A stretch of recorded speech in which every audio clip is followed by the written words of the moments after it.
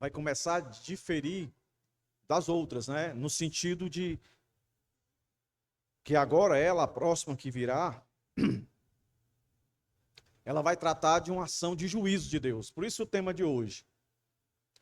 Todos os temas que nós viemos tratando em todas as visões era sempre ligado à purificação, à restauração, ao chamado arrependimento. Essa agora é Deus se colocando pela primeira vez aqui como um Deus que é justo, que é juiz, que ele não tolera pecado, ele é santo. Ele é santo. Então, as duas visões últimas tratou muito dessa questão de purificação, na representação do sacerdócio lá de Josué, e também do poder, né, de agir, de fazer as coisas acontecer. O candelabro, né, do sermão passado. Essa visão aqui ela é muito simples.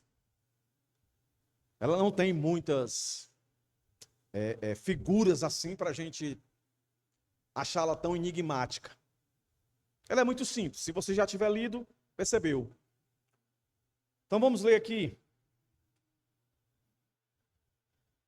Todas as visões acontecem na mesma noite. Mesma noite. Na visão passada, o profeta parecia que está muito cansado, foi preciso ser acordado. Aí ele ouviu a do candelabro, né, e tal, das duas oliveiras ali. Agora ele está acordado e vem a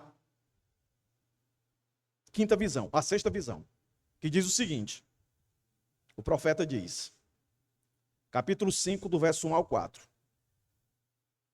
Tornei a levantar os olhos e vi, eis um livro em forma de rolo, que voava. O anjo me perguntou, o que você está vendo? Eu respondi, vejo um rolo voando, que tem 9 metros de comprimento e 4,5 metros de largura. Então ele me disse, esta é a maldição que sai pela face de toda a terra. Porque quem rouba será expulso segundo a maldição, e quem jurar falsamente será expulso também segundo a mesma maldição. Enviarei essa maldição, diz o Senhor dos Exércitos, e farei entrar na casa do ladrão e na casa do que jurar falsamente pelo meu nome. Ela ficará nessas casas e consumirá a sua madeira e as suas pedras. Vamos orar mais uma vez, irmãos. Pedindo a graça de Deus na compreensão desse texto. Tão pequeno, uma visão tão pequena, mas de tão importância para os nossos dias atuais, meus irmãos. Senhor, muito obrigado por essa noite, obrigado pela tua palavra, ser conosco agora, perdoa os nossos pecados, nossas falhas. Que as nossas mentes estejam cativas agora, Deus, a tudo que iremos ouvir acerca da tua palavra. Que ela encontre corações desejosos de compreender e perceber a relação de todas as implicações da qual esse texto traz para o coração de cada uma dessas pessoas. Em nome de Jesus, Pai, sê conosco, é que eu te peço hoje e sempre. Como é que eu vou dividir o texto aí, meus irmãos? Se você prestou atenção na leitura, a palavra que mais se repete aí no texto é maldição. Aí do verso 1 ao 3, ela vai dar uma ideia de uma maldição universal, geral, que abarca tudo. E o verso 4, especificamente, vai dar uma ideia dessa maldição individual, particular. Então veja, sendo bem didático, as visões noturnas de Zacarias revelam como Deus restaura seu povo depois do exílio. O povo está voltando, né? 70 anos preso no cativeiro. Não tem pátria, não tem nacionalidade mais, não é mais conhecido como povo de Israel. Não tem casa, não tem terra, não tem templo, não tem nada. Deus traz eles. E Deus promete restaurá-los, é o que a gente vem vendo aqui. Mas não é somente uma restauração política e material. Lembra que eu disse, logo no primeiro sermão, que era o panorama, a preocupação do Senhor não é com coisas materiais. A principal. Ele quer que a gente faça as coisas para a glória dele. No caso aqui, o templo. Mas o que ele quer mesmo como prioridade é o coração do seu povo. Certo? É a questão de a gente colocar prioridade no lugar correto. Aqui existiam duas prioridades. Duas. Na perspectiva de Deus, a primeira sempre foi que o seu povo tivesse um coração puro, santo, como ele é santo. A segunda, que fossem obedientes a construir aquilo que o Senhor determinou, o templo. A construção do templo, partindo de homens e mulheres com coração contrito e quebrantado, era uma atividade em devoção. Tirou a importância do coração diante de Deus, fica ativismo por ativismo. E o Senhor rejeita. Nem toda ação, nem toda construção, nem toda atitude, de fato quer dizer que essa pessoa está em obediência a Deus. Nós confundimos muito isso. Se eu faço, estou agradando a Deus. O único jeito do que o que eu faço, de fato, agrada a Deus, é se eu estou fazendo com as motivações corretas, para a honra e glória do nome dele. E eu só faço isso se eu estiver em purificação, perseverantemente em purificação e santificação ao Senhor. Aí nós aprendemos que é Ele que faz isso. A gente só tem que se submeter. Aí, depois dessas visões, e essa que chega agora é exatamente para dizer isso. Eu estou preocupado com o externo de vocês, mas a minha preocupação sempre foi com o coração de vocês. Como é que vocês estão diante de mim? Então essa visão mostra, meus irmãos, que a graça de Deus nunca cancela a santificação que o povo precisa ter diante dele. O mesmo Deus que restaura também julga pecado. Deus não é como o pai humano, que às vezes, por omissão, ele se nega a corrigir uma infração de um filho, do seu filho. Ele faz vista grossa. Deus nunca fez e nunca fará vista grossa. Pecado é pecado para ele. E ponto final. E essa visão, ela vai trazer essa verdade aqui. O que é que o profeta vê? Muito claro, né, irmãos? Ele vê um rolo. E esse rolo tem 9 metros de comprimento e 4,5 metros de largura. Eu fui obrigado a fazer uma imagenzinha de novo, ó, para vocês ficar mais inspirados. Passa aí, tem uma imagem aí. Então é mais ou menos isso aí, ó. Na real. Coloquei uma pessoa ali só para você ter uma noção de tamanho. Certo? E aí não está exatamente fidedigno ao texto. Porque o texto diz, se você olhar, que ele está vendo o rolo voando. Eu botei esse rolo aí no formato de uma porta. Mas imagine o profeta vendo um negócio com essa dimensão, tanto de altura como de largura, voando na frente dele. Por isso a divisão do nosso texto. Volta lá. Uma maldição universal. É como se Deus estivesse dizendo: o que eu vou mostrar para você, o que eu estou mostrando para você, é algo para todo mundo ver. Eu faço questão que todos vejam. Todos vejam. Nós vivemos uma época agora das construções, né?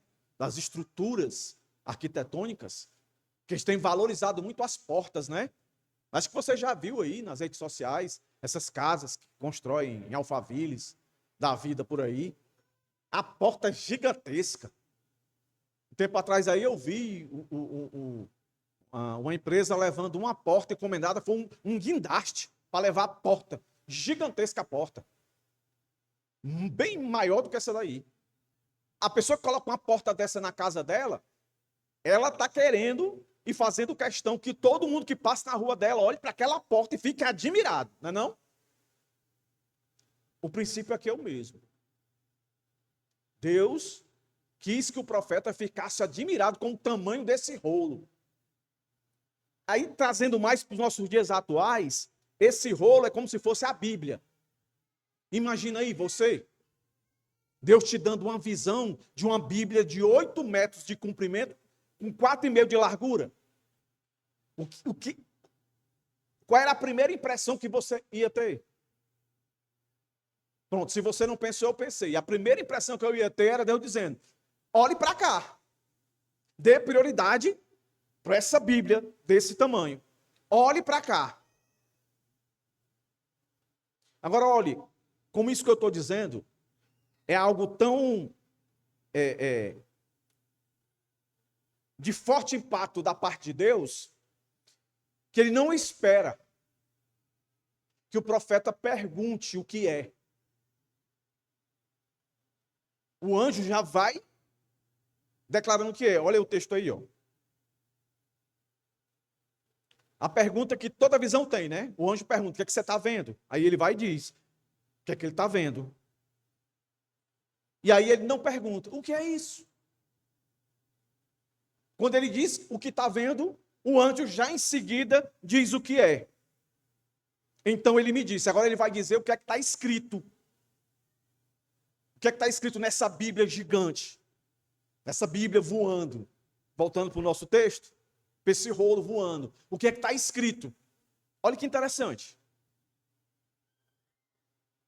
Esta é a maldição que sai pela face de toda a terra. Então presta atenção. Por isso que esse livro aqui, Zacarias, é um livro profético que aponta para o futuro. Porque ele não diz: o meu povo, a minha nação, este rolo está voando sobre o meu povo. Não, ele diz sobre toda a face da terra.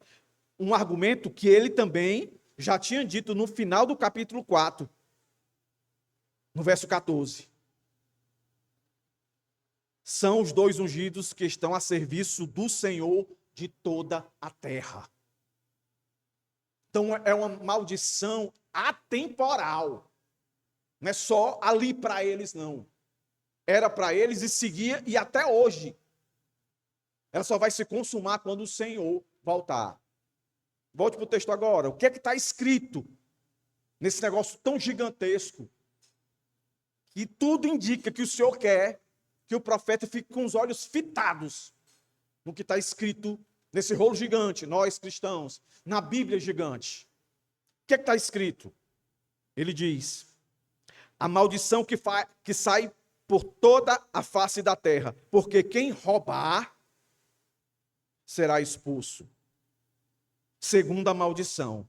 E quem jurar falsamente será expulso também, segundo a mesma maldição. Algumas coisas importantes aqui.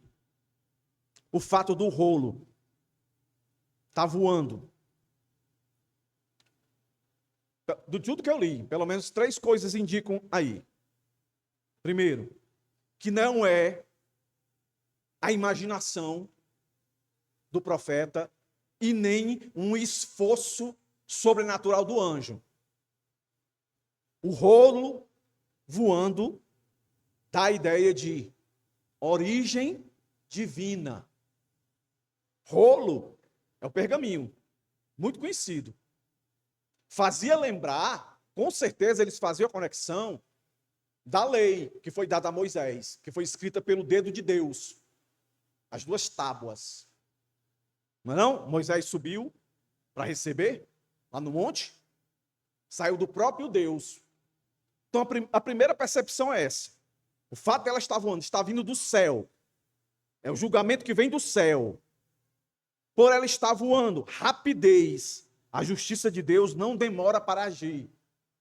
Aí lembre-se, todas as vezes que se falar de justiça de Deus, que não demora para agir, não pense no seu relógio. Não pense na data de mês, de ano. Deus é fora do tempo. Deus está na eternidade. Para Deus não tem passado, nem presente, nem futuro. Tudo é uma coisa só. Esse ditado dizer que a justiça de Deus tarda, mas não falha. Não. Ela não falha. Ela não falha. Então, a ideia de voar, rapidez, a justiça de Deus não demora. E que percorre toda a terra, então fica muito fácil. Alcança toda a terra, não só o povo de Deus, como eu falei, toda a terra. O conteúdo daquilo que ele chama de maldição, olha que interessante. E essa palavra maldição, ela aparece repetidas vezes aí, no nosso texto. É a que mais aparece. Ela faz uma alusão à obediência. Se você obedecer, você não tem maldição. Se você desobedecer, você tem maldição.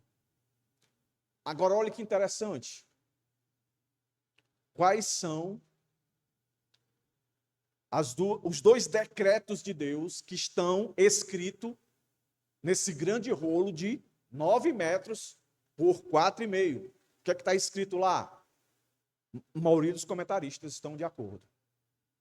Está escrito uma lei da primeira tábua e uma lei da segunda tábua. Quais são essas leis? Se você olhar para o texto, você vai saber. Roubar. Está aí, ó. Porque quem roubar será expulso segundo a maldição. Segundo o que está escrito. Quem roubar será expulso. Uma segunda lei. Quem jurar falsamente. E lá no verso 4, ele vai dizer em nome do Senhor, no meu nome. Então veja bem. Isso aqui é um resumo das duas principais leis que existem no Decálogo. Tiago 2,10 diz assim, ó. Qualquer que guardar toda a lei, mas tropeçar em um só ponto, se torna culpado de todos. Então, quando a maldição está atrelada a 2 artigos do Decálogo, que é não roubar e não levar o nome do Senhor em vão, colocar o nome do Senhor em vão, o que é que o Senhor está querendo dizer? Olhem vocês, se vocês estão quebrando isso aqui. Perceba, Deus não colocou os pecados mais escabrosos que eles faziam. Idolatria, sacrifício humano, depravação, perversão. Deus não colocou isso. Se fosse comparar consequências de pecado, né? Aqui entre nós mesmos aqui, se a gente fosse pensar assim, qual é o mais escandaloso? É um crente adulterar ou roubar? A gente ia dizer o quê? Não, mais escandaloso é adulterar do que roubar. A mesma coisa se a gente dissesse, o que é mais escandaloso? É adulterar ou falar o nome de Deus em vão em uma situação? Todos nós íamos dizer, é adulterar, lógico. Por que esses dois estão aqui e não esses outros? Porque em algum momento da vida, eles aqui, nós aqui, praticamos roubo, que também pode ser considerado furto, ou colocar o nome de Deus em vão. Não é não? Aí pega todo mundo. Ninguém pode olhar e dizer assim, se tivesse escrito não adultere, você será amaldiçoado, ou não, sei lá, mate, assassine alguém. Aí talvez muitos deles disseram, não, porque eu nunca matei ninguém. Aí eu nunca fiz isso. Mas quando Deus, nessa visão tão emblemática, coloca esses 2 mandamentos aqui, é para que cada um deles saiba que nenhum está inocente acerca disso aqui. 2 pecados que são destacados: roubar. Aí percebam, roubar é um pecado que atinge o nosso semelhante. Ninguém rouba de si mesmo, né? Por mais que a gente vê cada coisa estranha, né? De gente abrindo empresa para dar o golpe na própria empresa e depois colocar a empresa como falida, né? Que aí é roubar a si mesmo, né? Vamos dizer assim. Mas no normal não existe isso. Normalmente a gente, quando vai roubar, né? A gente não, vocês, irmão. Não, a gente não. Quando alguém vai roubar, rouba alguém. Não é? Alguém. E o outro ofende a Deus. Porque chama Deus para chancelar uma coisa que está cheia de injustiça. Está cheia de engano. Aí você jura por Deus. Ou coloca Deus na jogada para, repito, para chancelar a sua ação. Então, tanto um como o outro quebra todos os mandamentos. Se você não ama o próximo, ou se você rouba, você prova que não ama o próximo. Não é? Que você não respeita o próximo. Se você não respeita o próximo, como a Bíblia diz, que você vê, como é que você vai respeitar, como é que você vai amar, como é que você vai se devotar a Deus que você não vê? Então Deus propositalmente pegou os 2 mandamentos mais, vamos dizer assim, menores na percepção de consequências, para dizer que nenhum deles estaria fora dessa percepção. E Deus querendo dizer que o pecado não é apenas uma falha isolada, é rebelião contra Deus. Tem gente que acredita que existe pecado pequeno e pecado grande. Não existe. Tudo é pecado, tudo é rebelião. O que existe são consequências. Como eu acabei de explicar aqui no início, né? As consequências. Davi adulterou. As consequências dele foram horríveis. Não é? Uma pessoa que mente, uma pessoa que rouba, que engana, que furta. E o furtar, a ideia de que tirou sem a pessoa perceber. Essa palavra ela aborda essas 2 percepções. As consequências são infinitamente menores, mas o ponto é o que Deus declara aqui em colocar um negócio tão gigante desse tamanho. Se o pergaminho, se esse rolo tinha 9 metros de comprimento e 4,5 de largura, então certamente estava escrito bem grande: não roube, não coloque o meu nome em vão. Devia estar gritando assim aos olhos dele. E o que é que Deus quer? Preste atenção nisso aqui. Leve em consideração isso aqui. E por que Deus está dizendo isso, meus irmãos? Porque exatamente o contexto deles gritavam isso. Quando a gente lê Esdras e Neemias, que é o contexto exato de Zacarias, porque Zacarias cita e Zacarias é citado lá. O que estava acontecendo lá? Injustiça econômica, capítulo 5 de Neemias. Negligência nas ofertas do templo, Neemias 13, de 10 a 12. E corrupção moral. Todo mundo fazendo trambicagem e usando o nome de Deus para se dar bem. E aí Deus, depois de tantas visões, chega para eles e diz assim: ó, até aqui eu dei visões para vocês verem, eu mudando as circunstâncias, os tempos, lidando com tudo, mostrando para vocês que eu sou um Deus poderoso, que detém todo o conhecimento, toda a sabedoria, levanto quem eu quero, derrubo quem eu quero, mas agora eu quero dizer para vocês, eu conheço o interior de vocês. Eu quero que vocês construam um templo. E eu disse para vocês, vão construir, que a ordem minha, ela não é revogada. Quando eu mando, vai acontecer. Aí lembra que eu disse? Nós devemos nos colocar na posição para termos o privilégio de sermos instrumento de Deus naquilo que Deus ordenou, porque aquilo que Deus disse que vai fazer, Ele faz, e ponto. Aí Deus está dizendo, eu conheço vocês. Zacarias, dê atenção a isso. Escreva isso para o meu povo saber que eu vejo o coração deles roubadores. Eu vejo o coração deles blasfemos contra mim, me colocando em causas que eu nunca estaria. Eu sou santo e exijo santidade. Interessante que na profecia que vem seguinte, Malaquias, vai ter um capítulo lá, Deus chamando literalmente o povo dele de ladrão. Mas onde é que nós te roubamos, Senhor? Nos dízimos e nas ofertas. Eu dou a prosperidade para vocês. Eu faço tudo dar. No tempo certo eu mando a chuva, mando o sol. Vocês prosperam, os celeiros de vocês enchem. E vocês não trazem aquilo que foi combinado. A minha parte eu sempre fiz. E vocês me desobedeceram.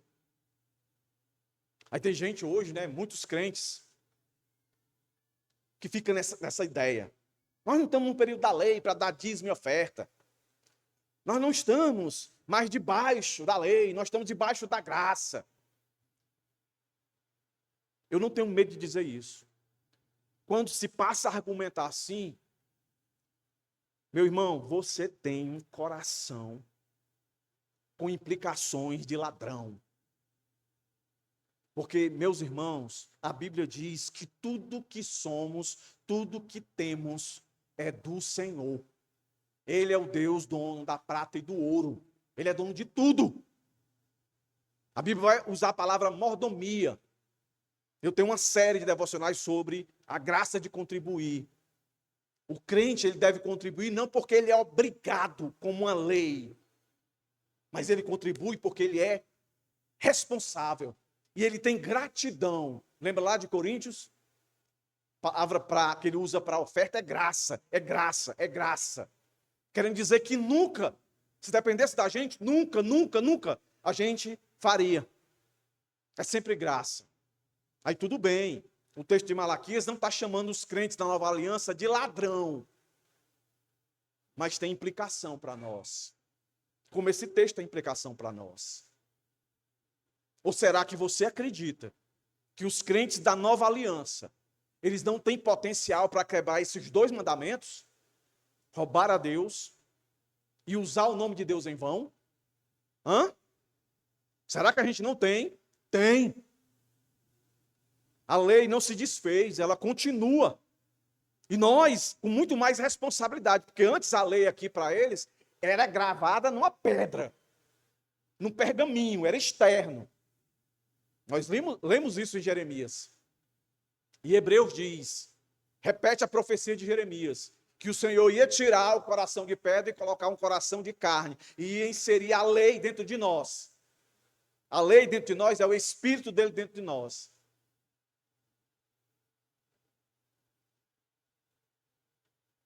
Mas o texto diz algo associado a essa maldição e a esses dois pecados, que o Senhor não tem problema nenhum de gerar conflito na cabeça do seu povo, de dizer assim, mas tu é o nosso Deus, nós não somos teu povo. Então por que tu fala assim, assim como? Olha para o texto. Porque quem roubar será o quê? Expulso. Segundo a maldição. A maldição, o que é, irmãos? Não roubar. Não jurar falsamente. Ele diz para os dois. Roubar, expulso. Jurar, expulso. Segundo a mesma maldição. O que seria esse expulsar? Eu tenho aqui 3 explicações para esse expulsar aqui. Presta atenção. Pode significar remoção da comunidade da aliança, tirar, julgamento divino, morte e destruição. Escolha uma. Aí sabe o que eu fiz? Eu digo, Senhor,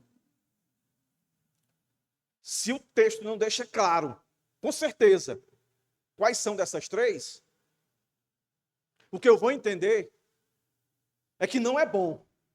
Qualquer uma que a gente escolher aí, não é boa. Aí lembra que eu disse? O Senhor não está preocupado em colocar dúvida ou contradição na cabeça do povo dele. Mas espera aí, eu não sou da aliança, como é que eu vou ser tirado? Mas espera aí, eu não sou da aliança. Eu não estou nas promessas, nos ombros de Abraão. Ah, eu não estou no novo tempo. Eu sou da igreja do pastor Iranildo, ele ensina que uma vez salvo, salvo para sempre. Onde é que eu me encaixo nisso aqui? Eu vou ser removido do corpo? Eu não sou mais igreja? Eu não sou mais crente? Eu vou ter o julgamento divino? E esse julgamento divino pode ser a minha morte ou destruição? Como é que eu resolvo isso? Eu resolvo desse jeito. Eu olho para tudo isso e digo: Deus está me chamando ao arrependimento. O que eu tenho que fazer é me arrepender. E o que é que Deus está me chamando ao arrependimento? Se eu estou usando o nome dele falsamente, jurando falsamente, colocando o nome dele em jogo, ou se eu estou roubando a paz de alguém, roubando a minha responsabilidade que foi dada a mim como crente. Eu olho para essas verdades aqui e eu digo: eu preciso me arrepender. Às vezes as pessoas querem entender o que Deus não interessou-se a deixar claro. Quando Deus está falando a palavra expulsão, alguma coisa vai acontecer, uma dessas três. Mas eu não quero que nenhuma dessas aconteça comigo. Então o que é que eu tenho que fazer? É ficar questionando: Deus, não sou teu povo? Não. Se arrependa. Se arrependa.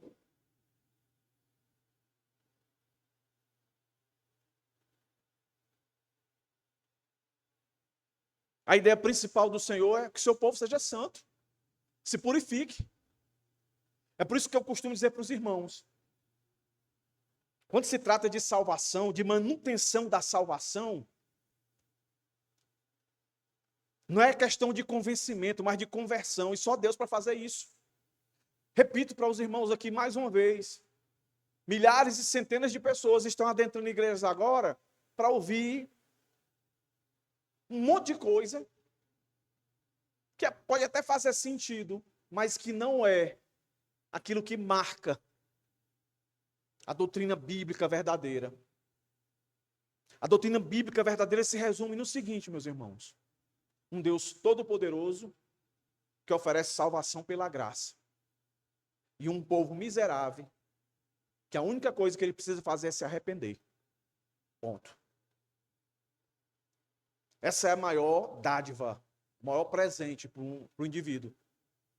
Tudo que acontecer de bom, prosperidade, cura, isso é bônus. Demais, o prêmio maior é esse. E aqui eu parto, meus irmãos, para uma reflexão aqui, para os irmãos pensar. Vivemos em uma geração, meus irmãos, que frequentemente minimiza o pecado. A cultura moderna, nos nossos dias, trata a moralidade como algo relativo e pessoal. É por isso que a gente está vendo o que está vendo aí. Homem dizendo que é mulher, mulher dizendo que é homem, pessoas dizendo que o corpo é meu, as regras são minhas, eu tiro, eu faço o que eu quiser, aborto. Casamento, o que vale é o amor. Não importa o sexo, o que vale é o amor.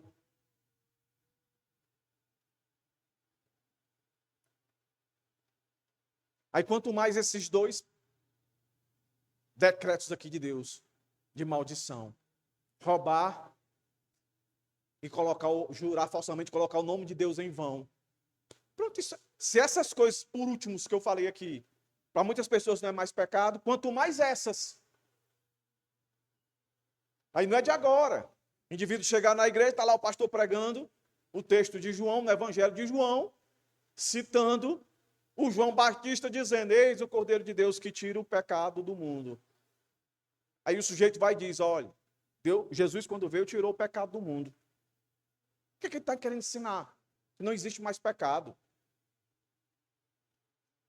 E Deus vai, traz 2 pecados em comparação aos outros, que nós damos um grau maior, né, de escândalo. Eu vou usar essa expressão: 2 pecados bobinhos. Roubar e colocar o nome de Deus em vão. Então, para o mundo isso aqui. Mas aqui Zacarias lembra que pecado não é apenas um erro social. É uma ofensa contra o Deus Santo. João 12:48 diz assim, ó: a palavra que tenho pregado, essa julgará no último dia.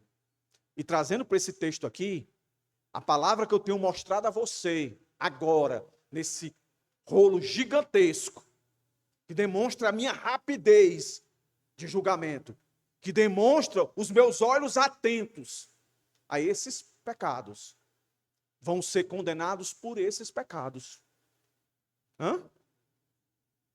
Será que ainda, meus irmãos, enxergamos o pecado com seriedade como Deus o vê? Será que por trás da minha negligência, uma aplicação bem prática para nós aqui, nos meus dízimos, nas minhas ofertas, será que lá dentro não é um coração roubador? Que Deus te dá 100% do seu sustento e requer de você o mínimo, pela lei, né? 10%. Mas nós estamos pela graça, então está aí a resposta para você. Se é pela graça, você não está preso a 10, não. Você pode dar mais. Você pode ser generoso. Se lei é equiparada com obrigação, graça é equiparada, meus irmãos, com gratidão. Por que crente que é fraco nessas coisas? Que não consegue dizimar, que fica com esses argumentos que eu acho tão imbecis. É do líquido ou do bruto? Eu tenho que descontar, pastor? É quando eu recebo ou depois que eu pagar todas as minhas contas que sobrar? Meu amigo, se você faz esse cálculo todinho, o seu coração está gritando para você. Onde é que está a sua confiança? Onde é que está o seu amor? Onde é que está a sua alegria, a sua gratidão? Porque eu acho ridículo, sabe? Tanto que eu não faço mais isso. Quando aqui as nossas ofertas e dízimos caem, eu não chego aqui e digo assim: irmão, vamos ofertar. Tem que pagar a água, tem que pagar a luz, tem que comprar material de limpeza. Isso é óbvio. Isso é óbvio. E assim como Paulo, me revisto da autoridade de Paulo, eu não tenho problema nenhum em dizer que a responsabilidade maior de um membro de uma igreja é com a liderança, com o pastor. Timóteo diz lá, se o pastor, ele gasta tempo meditando, estudando, ele está ali à disposição para aconselhar você, para confrontar você, para deixar você muitas vezes com raiva dele, mas ele vai lá e diz, porque você precisa ouvir. É esse aí que precisa do sustento da graça de Deus. Da graça de Deus. Que aí no nosso tempo, como Salomão diz, o dinheiro responde por tudo. É dinheiro. Precisa. Todos os representantes, seja prefeitura, seja do governo, seja do presidente, você já prestou atenção? É cheio de regalia. Ninguém aqui, em sã consciência, ia gostar de ver o seu presidente, o seu governador, o seu prefeito, andando pela cidade como um maltrapilho. Mas tem gente que olha para a igreja, o que mais pesa para ele é ofertar. Eu não preciso dizer que a oferta compra cadeira, água. É o óbvio, é o óbvio, é o óbvio. Ninguém aqui, quando assinam uma TV a cabo, quando pagam stream para assistir jogo, filme, quando chega o dia do vencimento, vai assim com pesar. Ah, eu sou obrigado a pagar esse negócio, eu sou obrigado a pagar esse negócio. Você não vai assim, eu não vou assim. A gente paga com prazer e satisfação porque a gente usufrui daquele negócio, não é não? Ninguém, quando vai casar, que chega para pedir a mão da noiva para o pai. Eu ainda sou dessa época, tem que chegar e pedir. Vai dizer assim: eu vou ser obrigado a sustentar essa menina. Qual é a palavra que se encaixa aí? É obrigação? Não. Responsabilidade. Responsabilidade. Deus está tratando com eles, ó. E lembra, né? Que a gente leu lá em Ageu. Que Deus deu a condição para eles fazerem o templo, deu a condição financeira. Foi o que eles fizeram? Gastaram nas suas casas. É para isso que o Senhor está chamando de ladrão.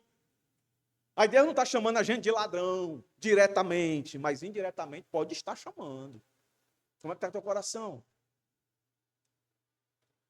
Eu escuto muito de pastores dizer assim: rapaz, quando entra uma crise no estado, no país, a turma corta logo no dízimo. Corta logo no dízimo.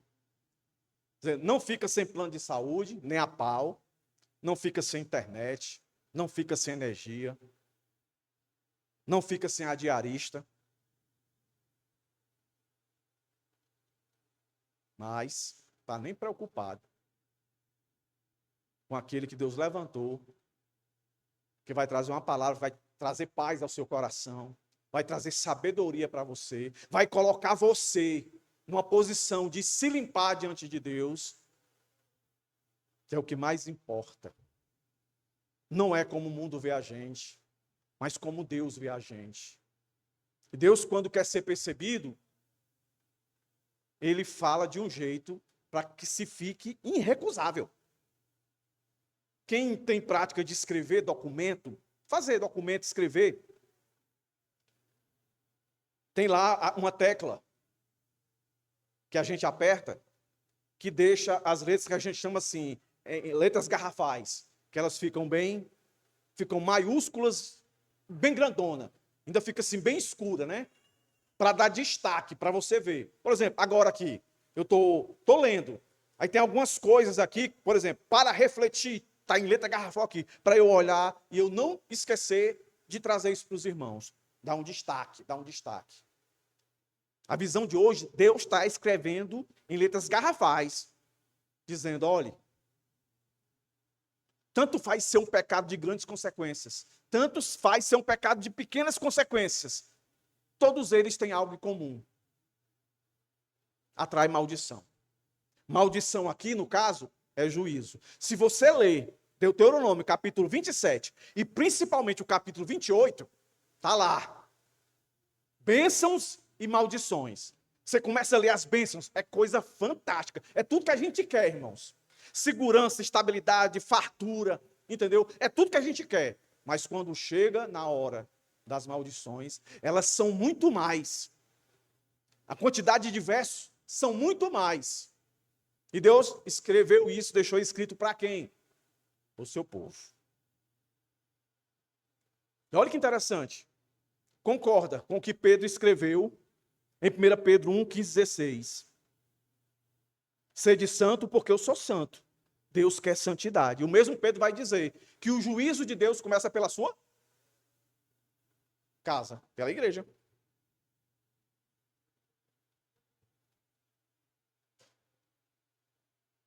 A função da lei, meus irmãos, é mostrar a nossa pecaminosidade. Mas veja agora, vamos para o último ponto. Que parece que ficou muito assim vago, né? Por isso o primeiro ponto é maldição universal. Mas vem o 4. Aí o 4 ele particulariza. Ele vai na minha casa, vai na sua casa. Olha aí o que o texto vai dizer no verso 4. Depois de mostrar o alcance universal da maldição, agora ele vai mostrar a aplicação pessoal. Deus não tem mimimi com Deus, não. Entendeu? Deus é Deus. Ele não muda a sua personalidade. Entendeu? Ele não tem distúrbios de dupla personalidade. Ele é Deus. Ele é perfeitamente santo. Ele é perfeitamente justo. As duas coisas andam juntas.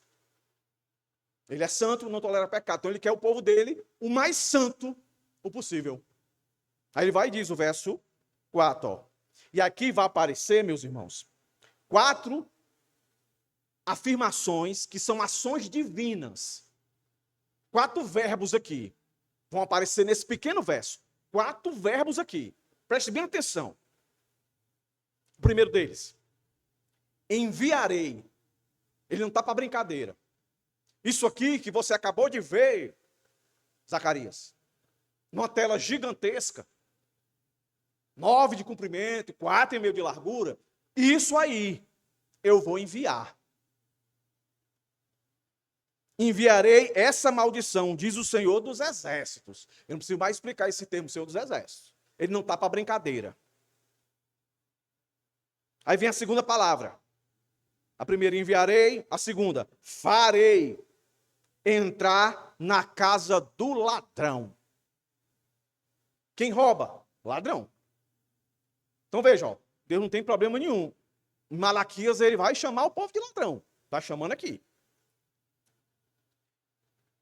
Farei entrar na casa do ladrão, e na casa do que jurar falsamente pelo meu nome, ela ficará. Mais uma palavra aí, ó.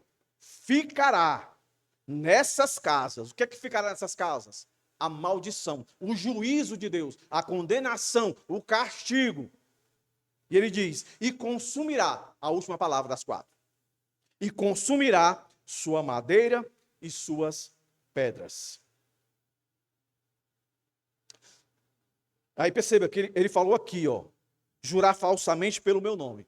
Todas as vezes que você ouvir essa expressão, pelo meu nome, o que é que ela quer dizer? 3 coisas. O caráter de Deus, a autoridade de Deus e a santidade de Deus. Então, quando o indivíduo está jurando e colocando o nome de Deus, ele está jurando pela autoridade, pelo caráter e pela santidade de Deus. Para pensar, irmãos.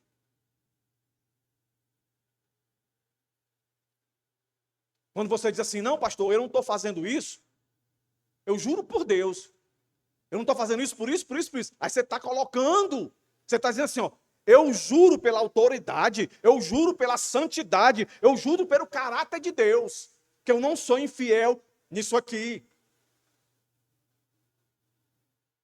Para e pensa, irmão. Pastor, tu quer que eu fique com medo? Você tema.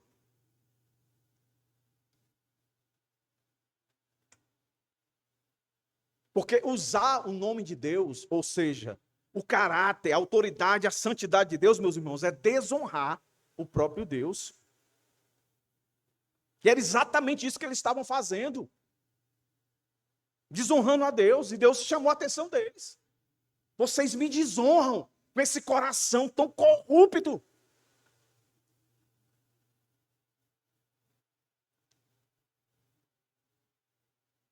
Aí nessas 4 ações aqui, colocadas sobre essas 4 palavras, que são 4 verbos, Deus está querendo dizer que o meu juízo, ele não é só universal, ele é pessoal e é inevitável. Aquele que não se arrepender, eu vou chegar. Eu vou chegar. Quando ele diz, ó, eu enviarei, isso mostra que o julgamento não acontece por acaso. É Deus quem envia. Deus é o autor do juízo. O Senhor não é apenas o que legislou a lei.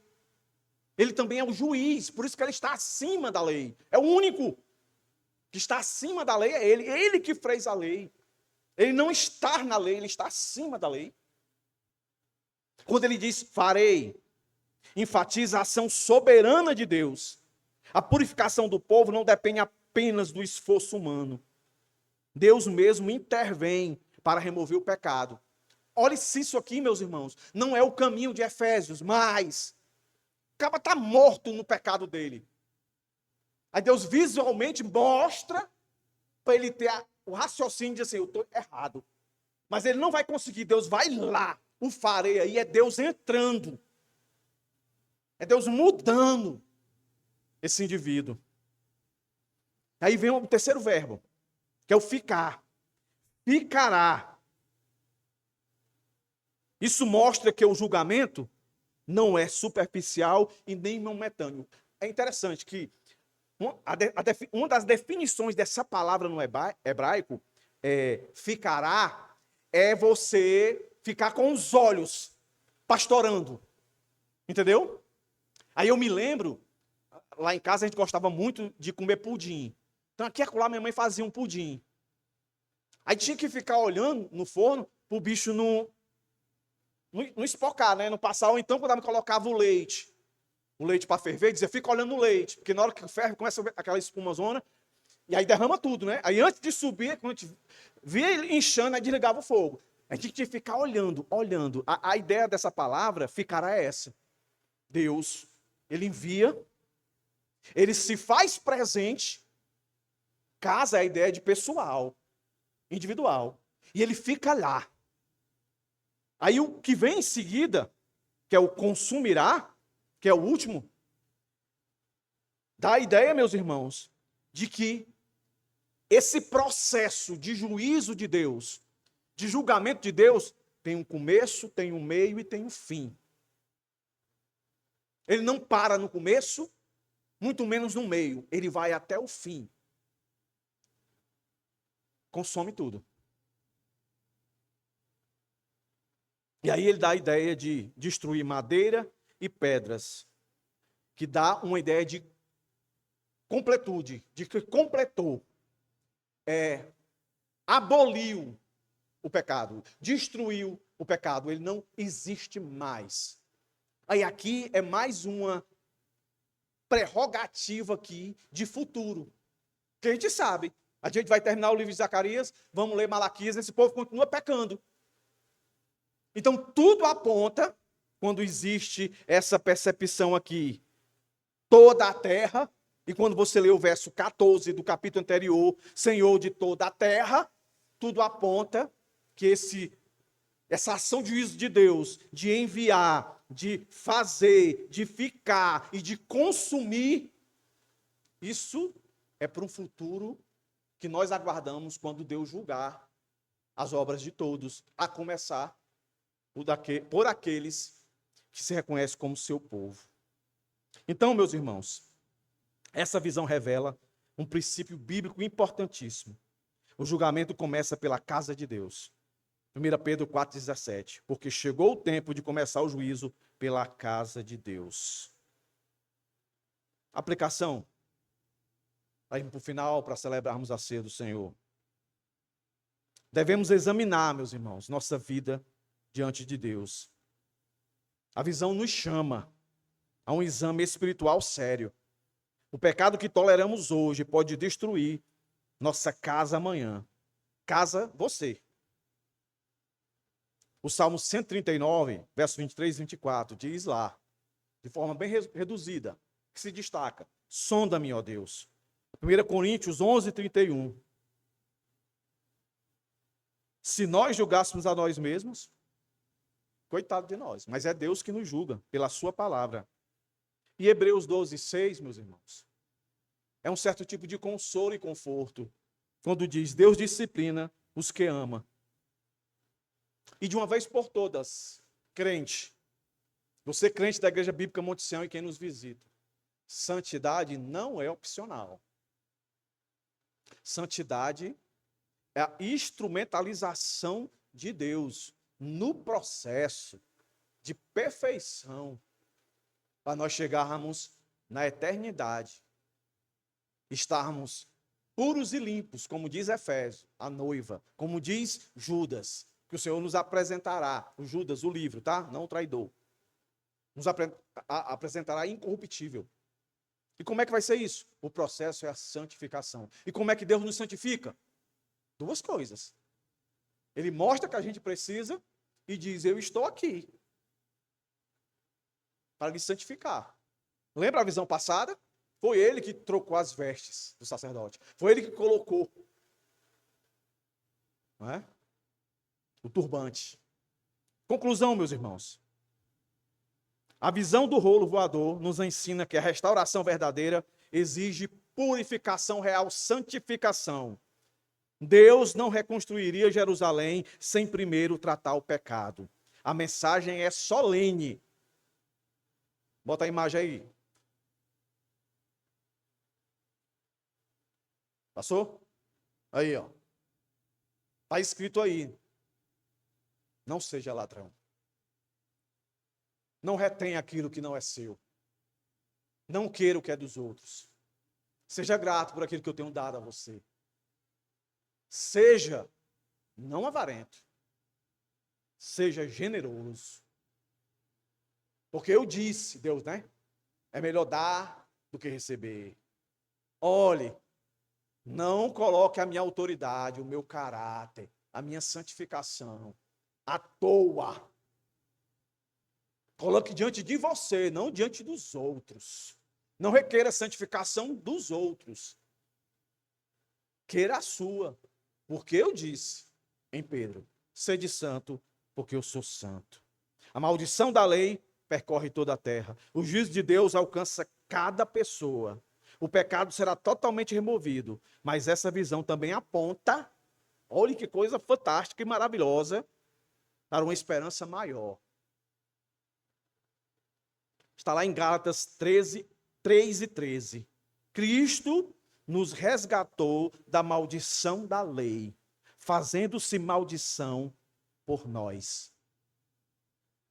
Então, repito, crente fraco, quem não é crente, não tem desculpa. Eu sou amaldiçoado, tem solução. Qual é a solução? Se volte para Cristo, reconheça a obra dele, clame a ele por arrependimento. Senhor, toca meu coração. Faz como tu fez com aquele povo todinho que ouviu o discurso de Pedro. Faz aqui no meu coração, quebra meu coração, Senhor. Para que de fato eu me arrependa. Que eu seja um cristão em devoção, não um cristão nominal. Salva-me, Senhor. Tira essa maldição sobre mim.